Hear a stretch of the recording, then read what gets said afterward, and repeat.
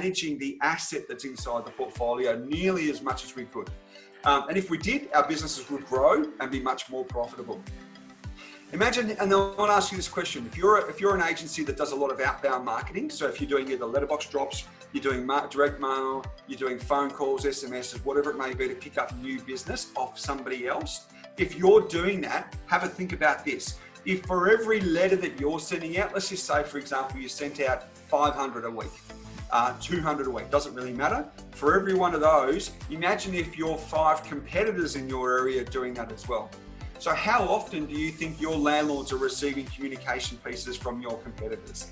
So they've got a choice to make. They're either going to stay with you or leave. Now, at the moment, the way I see people moving from an agency is it's more about apathy. So they'll be unhappy with an agency, but they'll still stay. So in some instances, they'll move on if you really annoy them. But recognize your landlords. This is what I was saying before. What do you do for your 1-year landlords?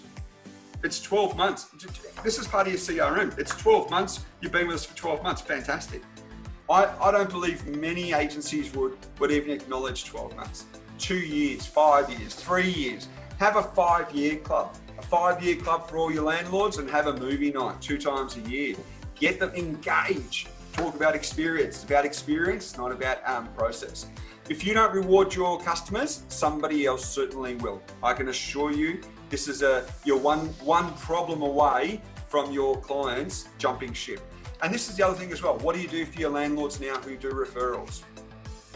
Often I'll ask a client that. So someone rings me in and says, Michael, I want you to help me with my business growth. I said, great. What do you do for your landlords? Nothing. Why? We don't get referrals. Okay.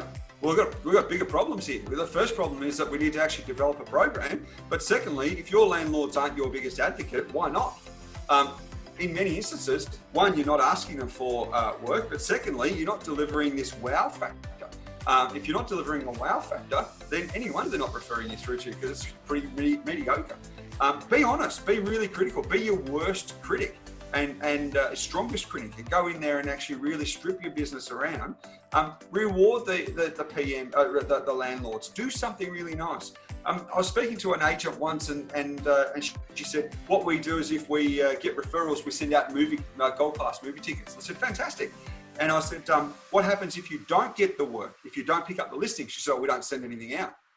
So here's my theory on that one, is that if you're only sending out a thank you or a referral or paying a landlord, if you're only doing that when you pick up the word, you're not going to get many referrals. And the reason for that is because they've got no control whatsoever on you getting the work.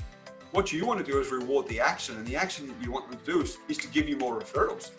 If they're giving you more referrals, I don't care if I'm sending out 10 movie tickets to the landlord and we're not getting any of those. I've now got bigger issues with my BDM and conversion. But what I want to make sure is I'm getting the landlords to refer. So don't be stingy and say I'm only going to pay somebody based on the fact that I get the listing, because that's out of their control.